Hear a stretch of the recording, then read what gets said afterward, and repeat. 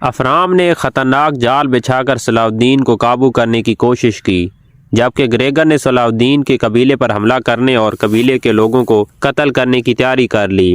افرام یہ سمجھ رہا تھا کہ اس نے صلاح الدین کو قابو کر لیا ہے، لیکن صلاح الدین اور اس کے ساتھی اچانک کھڑے ہو کر لڑائی شروع کر دیتے ہیں اور سرلیوں کی مدد سے اس جنگ سے بچ نکلتے ہیں، اور دوسری جانب گریگر قبیلے پر حملہ کرنے کے لیے بڑھ رہا تھا، لیکن زنگی فوج نے راستے میں پہنچ کر اسے روک دیا۔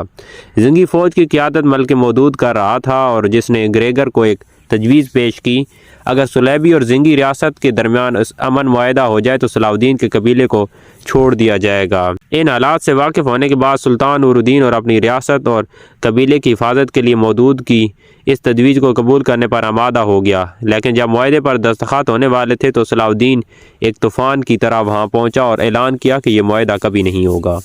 اس اقدام پر سلطان نور الدین سخت ناراض ہوا اور اس نے صلاح الدین کو سختی سے خبردار کیا کہ اگر ریاست یا قبیلے کو کوئی نقصان پہنچا تو وہ خود قبیلے کو ختم کر دے گا۔ صلاح الدین نے افرام کے حقیقی ارادوں کو بے نقاب کرنے کی کوشش کی اور ایک اہم خفیہ معلومات حاصل کی جو مقدس یہودی بادشاہت کے لیے نہایت اہم تھی۔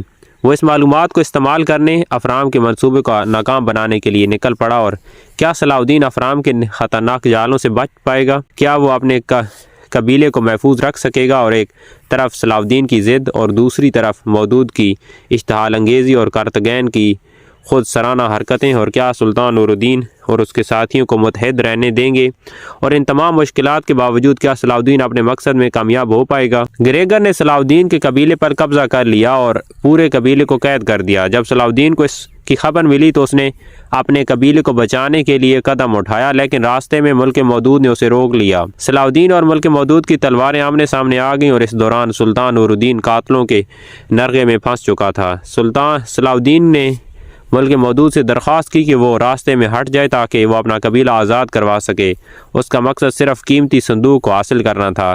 سلطان نور الدین نے پہنچنے سے پہلے تمام مسائل حل کرنا چاہتا تھا، لیکن جب ملک مودود نے ہٹنے سے انکار کر دیا تو صلاح الدین ایک آخری چال کے ذریعے مودود کے ہاتھوں سے نکل گیا، اور اب وہ نہ صرف ریاست کا باغی بن چکا تھا بلکہ اس کا قبیلہ شدید ظلم اور قید میں مبتلا تھا۔ اپنے قبیلے کی حالت زار دیکھ کر صلاح الدین نے سمجھ لیا کہ ملک مودود سے معاہدہ کیے بغیر وہ اپنے قبیلے کو آزاد نہیں کروا سکتا۔ وہ مودود کے سامنے حاضر ہوا اور اس سے درخواست کی کہ قبیلے کو بچانے کی اجازت دی جائے۔ اس نے قیمتی صندوق کو بطور رہن دینے کی پیشکش بھی کی اور دونوں کے درمیان معاہدہ طے پا گیا، لیکن ایک غیر متوقع واقعہ نے صلاح الدین کو تمام منصوبے درہم برہم کر دیے۔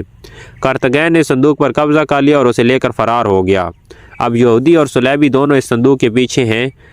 اگر وہ اسے حاصل کرتے ہیں تو وہ نہ صرف صلاح الدین کے خاندان بلکہ پورے قبیلے کو ختم کر دیں گے۔ یہ جانتے ہوئے کہ صلاح الدین ایک خطرناک سفر پر نکل پڑتا ہے اور جو جالوں اور جان لیوا خطرات سے بھرا ہوا ہے۔ کیا صلاح الدین سلیبیوں اور یہودیوں سے پہلے اس صندوق تک پہنچ کر اپنے قبیلے کو آزاد کروا سکے گا؟